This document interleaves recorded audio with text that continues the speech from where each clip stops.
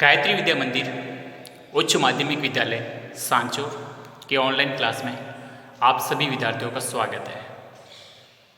प्रिय विद्यार्थियों नमस्कार। कक्षा 12 राजनीति विज्ञान विषय में हम आज की कक्षा में सांप्रदायिक समस्या के कारणों का अध्ययन करेंगे। देखिए, हमने हमारी पिछली कक्षा में देखा था कि जो सांप्रदायिकता की समस्या है और जो एक लोकतांत्रिक व्यवस्था के लिए जो चुनौती बनकर उभरता है, उसके संदर्भ में हमने देखा था कि भारत में सांप्रदायिकता का उदय अंग्रेजी शासनकाल के दौरान बहुत ज़्यादा हुआ और जिस प्रकार से अंग्रेजों ने फूट डालो राज करो की नीति के तहत हिंदुस्तान के दो बड़े धर्मावलंबी हिंदू और मुसलमानों के मध्य जो एक फूट को और बढ़ाया और इस आपस में दोनों धर्मावलंबियों के मध्य जो द्वेष और वैमनस्य की स्थिति को पैदा करके जो अंग्रेजों अपने हित साधे, इसका एक दीर्घकालिक परिणाम ये हुआ कि धीरे धीरे इन दोनों कौमों के मध्य बहुत बड़ी गहरी खाई पैदा हुई और अंत में स्वतंत्रता की प्राप्ति देखते हैं कि दोनों ही राष्ट्रों का धर्म के आधार पर विभाजन हो गया। ठीक है, पाकिस्तान का धर्म के आधार पर विभाजन हो गया। ठीक है, तो ये सब हम सब देखते हैं। ये इनका पिछली कक्षा में हमने पूरे विस्तृत विश्लेषण किया था। आज हम देखेंगे कि जो सांप्रदायिक समस्या है इसकी जो क्या क्या उपयुक्त कारण है, किन कारणों की वजह से सांप्रदायिकता की जो समस्या बढ़ी है, एक एक करके समझते हैं। देखिए, सबसे पहले ये बात थी, मैंने आपको बताया था कि विभाजन की जो कटु स्मृतियाँ हमारे जहन में थी, हमारे मस्तिष्क में थी, वो बिल्कुल खत्म नहीं हो पा रही थी। भारत पाकिस्तान का जो विभाजन हुआ, मैंने आपको बताया था कि मुस्लिम लीग ने अपनी जो सीधी कार्रवाई के तहत सांप्रदायिक वैमनस्य को चरम सीमा पर पहुँचा दिया था। आप देखेंगे कि जब कैबिनेट मिशन की सिफारिश के आधार पर किसी प्रकार के पृथक पाकिस्तान की मांग को स्वीकार नहीं किया गया था, तो फिर मुस्लिम लीग और मुस्लिम लीग के जो समर्थक नेता थे उनको ऐसा लगा कि हिंदुस्तान में हमारे मुसलमानों के लिए कोई आवाज़ नहीं रहेगी, हमारा वजूद नहीं रहेगा, इसलिए उन्होंने पृथक पाकिस्तान की मांग की। और पाकिस्तान की मांग के साथ उन्होंने जिस प्रकार से हिंसा यानी खून बहा कर लेंगे पाकिस्तान की जो नीति अपनाई, अर्थात सीधी कार्रवाई के तहत जो इस आपस में भाईचारा खत्म करके सांप्रदायिक वैमनस्य को बढ़ाकर इस हिंसा को इतना तीव्र बल प्रदान किया जिससे हमारे देश में दोनों धर्मावलंबियों के मध्य जबरदस्त तरीके से एक नफरत और द्वेष पैदा हुई। और आपको पता होगा कि इसी का परिणाम था कि हमारे देश में स्वतंत्रता के साथ विभाजन हुआ, देश के विभिन्न भागों में हिंसा भड़क उठी, लाखों लोग विस्थापित हुए पूर्वी पाकिस्तान से और पश्चिमी पाकिस्तान दोनों से। जो हिंदू अल्पसंख्यक थे वो वहाँ से निकल गए, जो मुस्लिम अल्पसंख्यक थे वो वहाँ से निकल गए। और यही नहीं, इनके जो भी घर परिवार संपत्ति जो भी था सब कुछ छोड़ कर वहाँ से भागना पड़ा।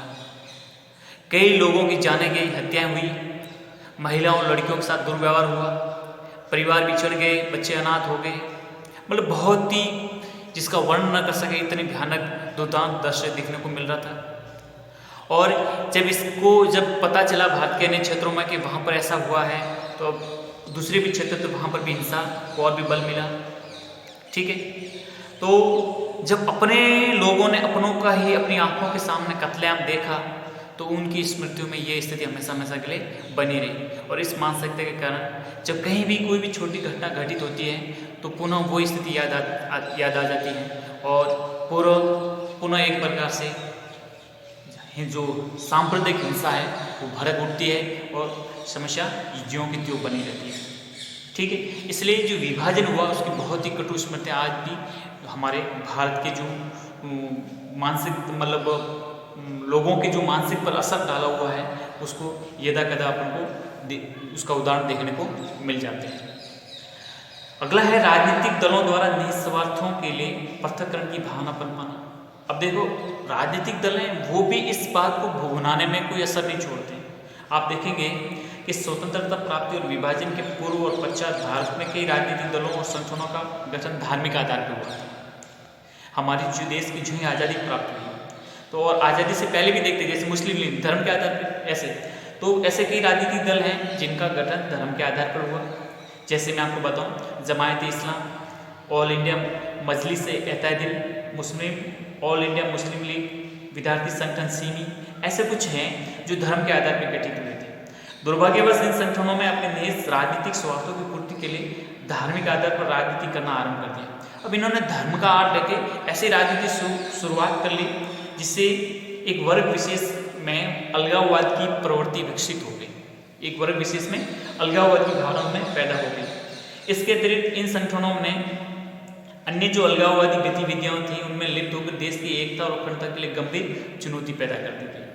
ठीक है, तो वर्तमान समय में सभी राष्ट्रों के लिए ये जरूरी है कि सबको मुख्य धारा में जोड़े रखे जाएं, लेकिन जो धार्मिक आधार पर गठित राजनीतिक दल है वो सांप्रदायिक हिंसा भड़काने में कहीं पर भी अपनी कमी नहीं बरतते हैं। अगला है मुसलमानों का आर्थिक और शैक्षणिक दृष्टि से पिछड़ापन। देखिए, ब्रिटिश शासन काल से मुसलमान शैक्षणिक और आर्थिक दृष्टि से पिछड़े रहे, जो बिल्कुल शैक्षणिक स्तर और आर्थिक दृष्टि से बिल्कुल एकदम पिछड़े हुए या वंचित वर्ग की पंक्ति में खड़े थे। नौकरी, व्यापार, उद्योग धंधे, उनकी स्थिति में कहीं पर भी सुधार नहीं हो पा रहा था। मुस्लिम समाज का आधुनिकीकरण बिल्कुल नहीं हो पाया था। उनमें असंतोष और भी बढ़ा, और जिसका फायदा किसने उठाया? राजनीतिक महत्वाकांक्षा से जुड़े हुए लोगों ने। उन्होंने मुस्लिम समाज में विकास करने के बजाय असंतोष को और बढ़ाने का प्रयास किया। अब तो जो जनता और पार्टियां मुस्लिम राजनीति में केंद्र में रही हैं, उन्होंने मुसलमानों को अपने राजनीतिक स्वार्थों की पूर्ति के लिए प्रतिगामी मुद्दों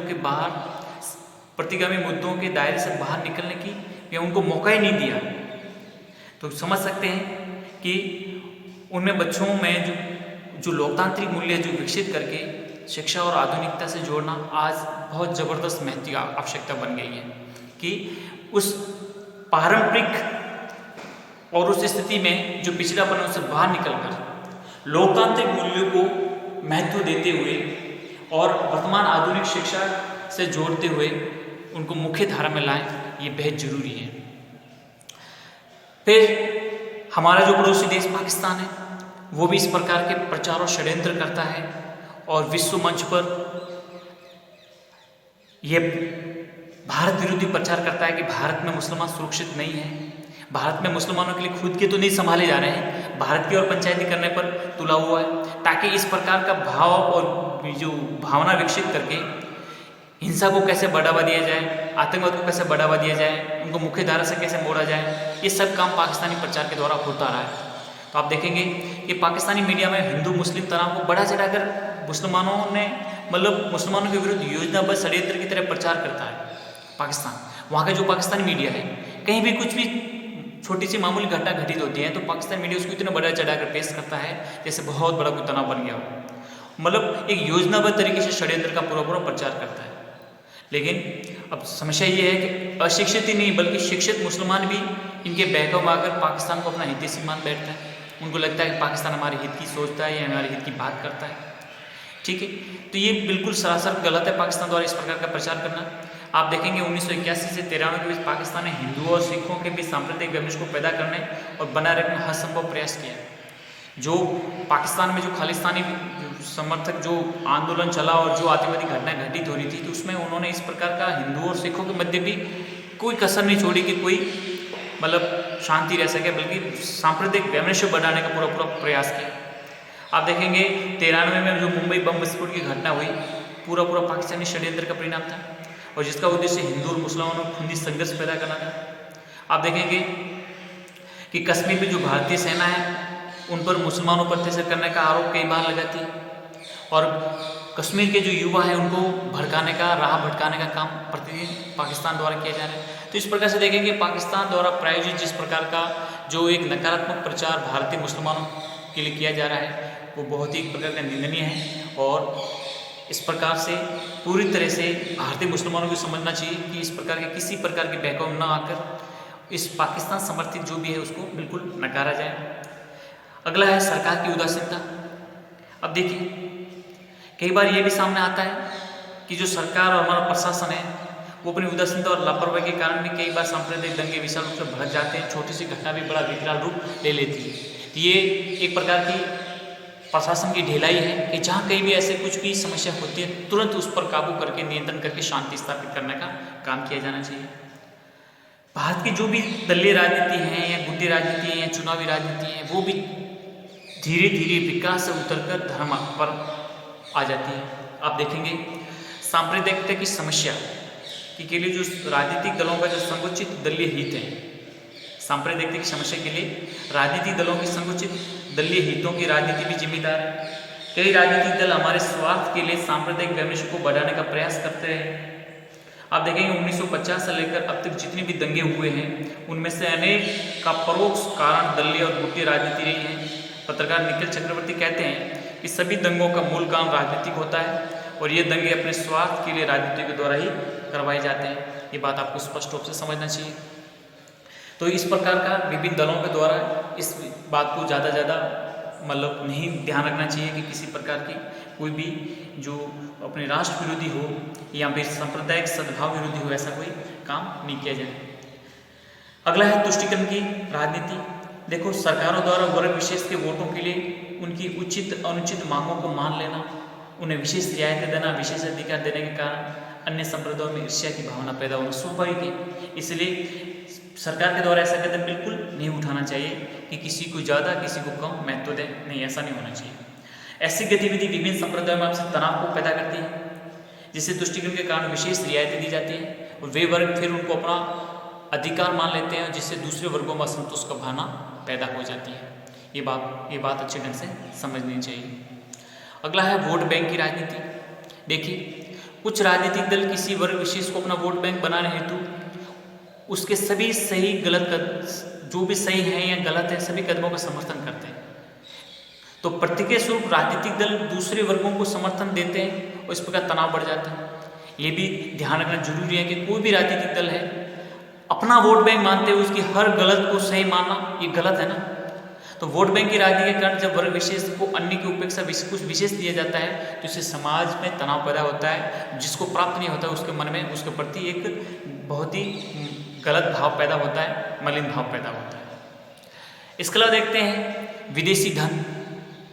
देखिए आप, तेल की आय से संपन्न खाड़ी देशों के मुस्लिम संगठन और यूरोपीय देशों से ईसाई संगठन भारी मात्रा में धन प्राप्त होता है और ये धन उनके शैक्षिक आर्थिक विकास में खर्च न होकर सांप्रदायिकता फैलाने, धर्म परिवर्तन पर खर्च किया जाता है, जो कि गलत है। तमिलनाडु के हरिजन वर्ग को इस प्रकार धर्म परिवर्तन के लिए प्रेरित करना एक ऐसा ही कदम है। इसे या ऐसी परिस्थितियों से सांप्रदायिक तनाव को पैदा करती है या बढ़ाती है। तो इसलिए विदेशी धन कोई भी है जहाँ भी खर्च होता है उसकी पूरी तरह से ऑडिटिंग करके ये पता लगाना चाहिए कि ये किस उद्देश्य और मंतव्य से दिया जा रहा है, इसका पूरा ध्यान रखना चाहिए।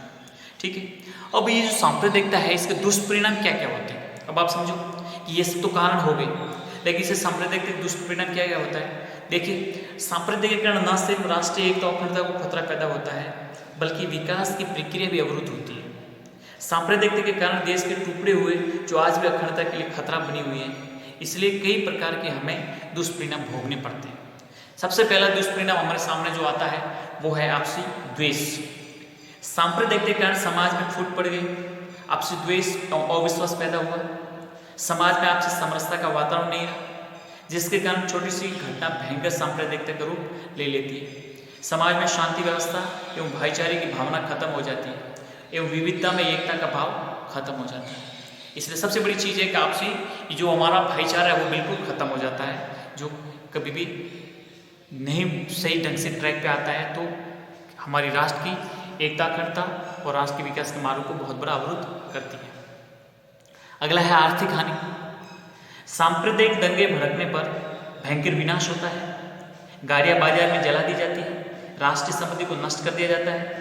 दंगों के कारण कर्फ्यू वगैरह के कारण कई दिनों तक बाजार बंद रहते हैं, जिसके कारण आर्थिक नुकसान के साथ दैनिक मजदूरी पर गुजारा भत्ता करने वाले लोगों के सामने भूखमरी की नौबत आ जाती है। आतंकी बुरहान की मौत के बाद कश्मीर के बाजार महीनों तक बंद रहे। जम्मू कश्मीर की आर्थिक हालात एक प्रमुख कारण सांप्रदायिक समस्या भी है। आर्थिक विकास शांति एवं व्यवस्था में भी हो सकता है और शांति और व्यवस्था में बिल्कुल नहीं हो सकता है। इसलिए सबसे बड़ी चीज़ तो आर्थिक नुकसान, कि कहीं भी जहाँ दंगे भड़क जाते हैं वहाँ पर जो भी नुकसान होता है उसकी भरपाई कौन करेगा। और नुकसान जो व्यवस्था के लिए हमारे खुद के हमारे जीवन को सुलभ बनाने के लिए जो भी व्यवस्था होती है उनका नुकसान करेंगे तो नुकसान तो आखिर प्रत्यक्ष अप्रत्यक्ष हमारा ही है, तो ये बिल्कुल नहीं होना चाहिए। अगला है प्राण हानि।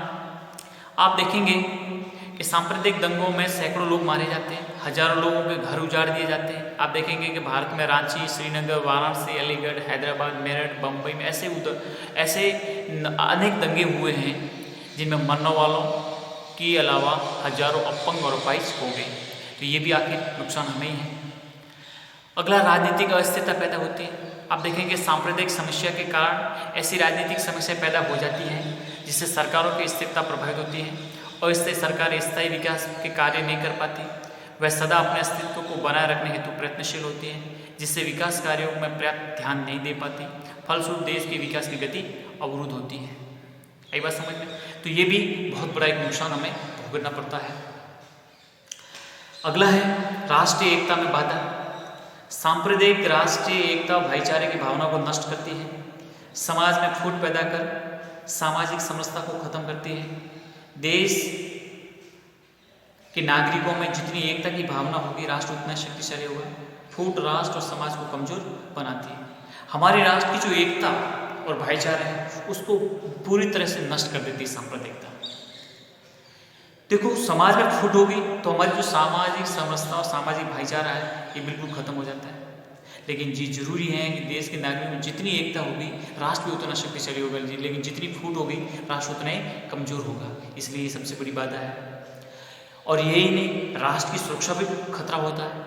देखिए, भारत एक बहुसंप्रदायिक देश है। आपको पता है कि भारत में विभिन्न धर्मावलंबी, जाति, धर्म, समुदाय के लोग रहते हैं। देश में शांति और विकास के लिए ये जरूरी है कि सब मिलजुल कर रहें। इसलिए अगर उग्र भावना पैदा होगी, उग्र सांप्रदायिक भावना पैदा होगी तो एकता कभी पनप नहीं पाएगी, और जब एकता पनप नहीं होगी तो हमारी राष्ट्र की सुरक्षा के लिए भी खतरा बना रह सकता है। अगला है औद्योगिक और व्यावसायिक विकास में बाधा। आप देखते हैं कि देश का औद्योगिक और व्यापारिक विकास शांति और सुव्यवस्था में ही हो सकता है। अशांति और हिंसा का वातावरण कोई भी पूंजीपति अपना धन थोड़ी लगाएगा। इसलिए पूंजीपति भी अपना धन वही लगाएगा जो शांति और किसी प्रकार की व्यवस्था है। इस प्रकार सांप्रदायिक अशांति देश का औद्योगिक और विकास का मार्ग है वो भी अवरुद्ध कर देती है। विकास शांति और सुव्यवस्था में हो सकता है।